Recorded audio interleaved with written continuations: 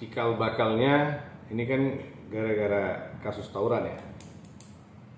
Jadi bagus sih penindakan terhadap tawurannya sudah bagus. Cuma ya kadang jangan sampai menjadi bablas. Itu yang perlu diperhatikan. Jangan sampai orang yang berpesta lepas yang nggak berpesta yang kena. Jadi kalau dalam kasus ini kan ada beberapa statement dan view dari sisi polisi dan sisi keluarga. Jadi kalau dari sisi keluarga saya lihat hal ini sebelum kita bahas sisinya ya, ini ada dua sisi point of view-nya. Sebelum kita bahas itu, dalam hal ini yang perlu kita tekankan ada dualisme dalam pernyataan di antara anak tersebut, almarhum tersebut meninggal lompat dari jembatan dan anak tersebut dipukulin meninggal setelah itu ada di bawah jembatan. Ada beberapa statement, salah satunya daripada kita menyalahkan sisi polisi, ada beberapa statement yang saya rasa perlu diperdalam, yang mana kalau itu diungkap itu pasti sudah ketahuan. Seperti contoh ya, kemarin saya dengar motor ditendang, setelah itu motor jatuh, temannya almarhum melihat polisi mengelilingi anak tersebut sehingga anak itu sudah tidak kelihatan lagi karena di kerumunan. Nah, di situ indikasi terjadinya pemukulan. Ini poin pertama. Mana anak itu yang melihat itu? Hadirkan dia. Ambil statement dari dia. Kalau boleh dia berstatement di depan publik. Apa yang dia lihat? Apa yang terjadi?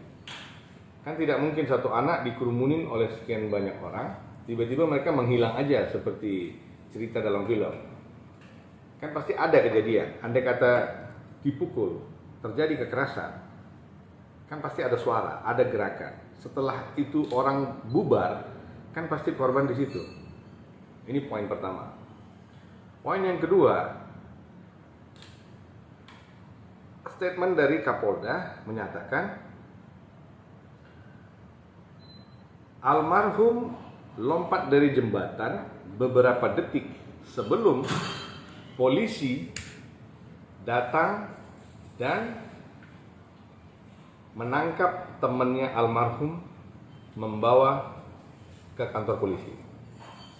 Sekarang judulnya, kalau memang benar itu terjadi beberapa detik sebelum anak itu ditangkap, mana orang yang ditangkap itu yang melihat temannya lompat dari atas jembatan ke bawah? Hadirkan dia. Akan banyak pencerahan yang dapat di dalam perkara ini. Yang ketiga, di Polsek pada saat ditangkap 18 orang, ada anak ini di dalam Polsek. Salah satu statement dari keluarga. Ada anak ini di Polsek, di dalam kumpulan orang-orang yang tertangkap. Anak ini teriak-teriak minta ampun dan ada statement dari polisi-polisi di sana bahwasannya ada yang pingsan. Mungkin anak itu atau mungkin yang ditangkap yang lain. Dalam hal ini, siapa yang melihat itu? Bagaimana cerita ini keluar? Oke? Bagaimana cerita ini keluar? Hadirkan dia. Ini poin yang ketiga. Karena setahu saya dari pengalaman yang pernah saya jalani, tidak akan berani seorang Kapolda langsung turun tangan terhadap press conference dan menyatakan tentang hal itu tanpa adanya data dan fakta yang solid dari sisi mereka. Kalaupun ada penentangan dari sisi keluarga terhadap masalah ini, ya saya rasa solusinya 3 hal itu. Karena kalau bicara CCTV, katanya CCTV pun sudah tidak ada atau tidak merekam di atas 11 hari. Lalu kalau dibilang dari sisi jembatan, ya mungkin di jembatan pun tidak ada CCTV. Ya, jadi kalau menurut saya kita pakai saksi aja, dari 5 kunci kita pakai 1 kunci saksi. 3 aspek ini akan menjadi pembuka yang besar untuk mengungkap fakta masalah ini. Jadi daripada kita saling menunjuk, daripada jadi ribut, mendingan lakukan ini, semua akan terjawab. Tapi kalau untuk dicek visum sendiri masih kemungkinan nggak bang? Artinya bisa menjadi alat bukti untuk diusut kembali gitu bang, kasus ini gitu. Gimana? Kalau untuk visumnya, artinya kan gini, seorang yang meninggal itu kan bisa diotopsi lagi gitu ya. Artinya dalam arti bisa dicek itu kematian seperti apa, itu bisa jadi alat bukti seperti itu kan. Di dalam hasil otopsi itu akan jelas. Itu luka terjadi karena efek daripada lompatan yang mengakibatkan benturan terhadap satu organ yang mengakibatkan luka atau kenapa, itu akan jelas. Atau akibat benturan benda tumpul atau hasil pemukulan terjadi kekerasan, itu akan ketahuan mutlak. Jadi kalau ada kemarin gue lihat sempat ada seperti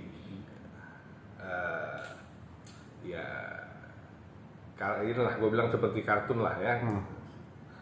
Kalau dari lompat dari 1 meter begini, 2 meter begini, 3 meter begini. Nah, pada posisi ke 14 meter itu tubuh udah akan begini. Nah, itu saya kurang paham dengan hal itu. Kita fight di sisi kita aja lah. Kalau mau berandai kan 100 aspek ada. Apa ya? Ya kan? Angin di mana-mana, tapi mata angin kan cuma 16 penjurunya. Kan gitu. Jadi kalau mau dibilang angin di mana-mana, ya kita tidak bisa mengikuti angin yang kemana-mana, karena ya akan kemana-mana kita membias nanti cerita itu. Kita talk to the point, get the solution. We talk law. Kita bukan berbicara fisika atau kimia yang dimana akan terjadi penguapan dan itu akan hilang. Di dalam hukum itu, jika itu terjadi maka itu ada. Tidak ada kita bicara magic, semua kenyataan. We talk fact.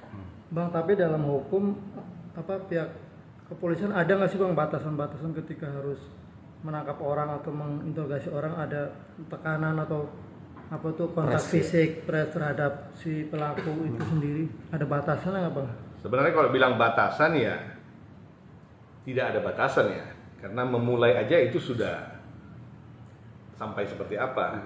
Gitu.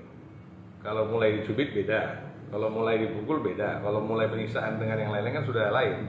Cuma memang ya mungkin dahulu digunakan kekerasan untuk mengungkap kejahatan fisik yang keras, terutama pada saat ketemu dengan residivis mungkin pernah digunakan dan itu efektif. Tapi kan ya mungkin tidak dalam semua perkara itu harus dilakukan. Dan kita juga tidak mengatakan di sini terjadi kekerasan. Cuma konteksnya kekerasan itu mungkin ada efektif dalam satu sisi yang digunakan pada hari itu. Tapi kalau sekarang saya rasa dunia kan sudah canggih.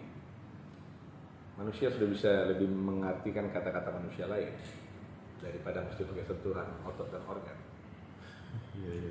Bang, kecurigaan pihak keluarga didamping oleh LBH sendiri itu seperti apa bang, harus mereka? Ya kalau kecurigaan dari keluarga saya rasa sah-sah saja karena mereka kan seperti keterangan pada saat mau diotopsi dikasih 2 opsi rumah sakit terkait ada pungutan biaya dan gratis. Lalu hasil otopsinya infonya sampai sekarang belum diterima oleh keluarga gitu ya. Jadi ya itu bisa membuat mereka semakin bertanya-tanya kan gitu. Ya kalau memang saya rasa kalau memang tidak ada yang ditutup-tutupin ya frank aja gitu. Karena ini komitmennya berat loh ini. sekali lagi saya bilang seperti bahasa saya sebelumnya, tidak akan mungkin Kapolda, seorang Kapolda, Inspektur Jenderal penguasa wilayah, menyatakan statement langsung di depan publik itu tidak akan semudah itu tanpa ada data dan fakta yang solid. Jadi ini harus dipertimbangkan banget. Jadi saran saya untuk pihak keluarga, ya mungkin untuk tim lawyer mereka, ya lakukan 3 ini aja. Yang seharusnya gitu ya. 3 ini aja, corner, bikin ini kerucut, 3 ini dia Pak, fokusin, terbuka ini cerita. Artinya ini kan menjadi atensi publik nih, sampai Kaseto sendiri pun sempat berkunjung ke sana gitu Bang. Ini kalau menurut Abang sendiri nih perlu nggak mendorong Kapolda dari Sumatera Barat sendiri untuk secepatnya gitu apabila ini terungkap dengan jelas menderang, diungkap secara ini Bang, terang benderang, artinya biar masyarakat tahu bahwa sebenarnya ini seperti apa gitu. Perlu nggak Bang penanganan yang khusus atau Polda sendiri membuat suatu tim khusus gitu Bang untuk menangani kasus ini gitu? Atau dari pusat? Karena harus melibatkan ini tim pencari fakta atau seperti apa gitu Bang. Perlu nggak Bang kalau menurut Abang dari Kompolnas, dari Divisi Propam yang misalnya itu dilibatkan juga gitu untuk apa? Ya sah-sah saja kalau dirasa, kalau memang menurut keluarga Polda kurang efektif, sah-sah saja mereka meminta pembentukan tim dari Mabes, kan sah-sah saja kan gitu. Apabila terjadinya krisis kepercayaan kan gitu. Ya kan, ini kan jawabannya kalau saya bilang ya, kalau memang itu ada di dalam Sumatera Barat, kenapa harus ke Jakarta? Kalau Sumatera Barat sudah bisa menjawab, apa ini buang-buang energi sampai ke Jakarta kan?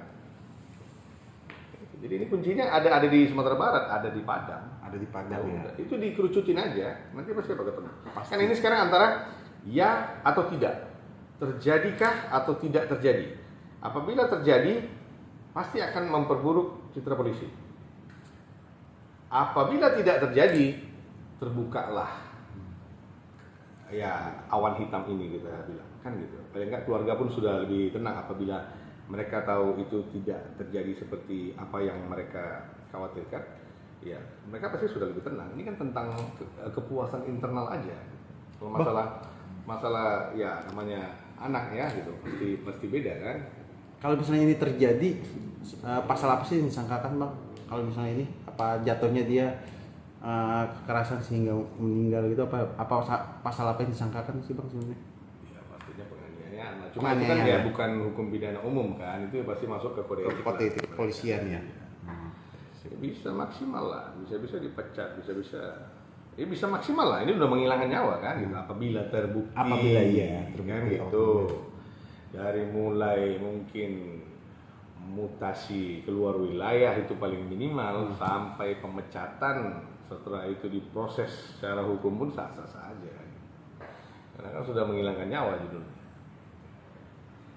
Terkait dengan apabila benar terjadi penganiayaan itu, ya harus ditindaklah. Karena kan sekali lagi itu akan memperburuk nama institusi. Jadi oknum-oknum seperti itu tidak boleh dibiarkan. Harus diberikan pelajaran yang dimana oknum-oknum lain akan melihat kalau itu bukan contoh yang baik dan ganjarannya akan maksimal. Tapi LBH sendiri sudah mengantongi Pak 2 saksi katanya. Salah satunya mungkin saksi yang melihat penangkapan anak itu dan dia melihat langsung gitu katanya. Dia sudah mengantongi. Kenapa nggak ditampilkan? Ya. Katanya akan di ini Bang, akan ditampilkan 2 orang itu. Salah satunya orang itu sama yang memandikan jenazahnya itu Bang. Jadi ada 2 orang itu. Ya, kalau saran saya ditampilkan aja. Kalau masalah perlindungan kan ya sekarang zaman sudah canggih lah, udah tidak ada yang antik-antik lagi kan. Ya, perlindungan saksi juga kan sudah bagus sekarang. Coba aja deh apa tampilkan. Saksi kunci. Siap. Oke, siap. Ya. Itu kan ada 11 orang yang sudah ditangkap. Kan pasti mereka tahu apa yang terjadi pada saat pengejaran, apa yang terjadi di dekat jembatan, apa yang terjadi dalam polsek, kan pasti 11 orang itu tahu. Ya, mereka juga bisa menjadi pembuka kunci dalam materi ini.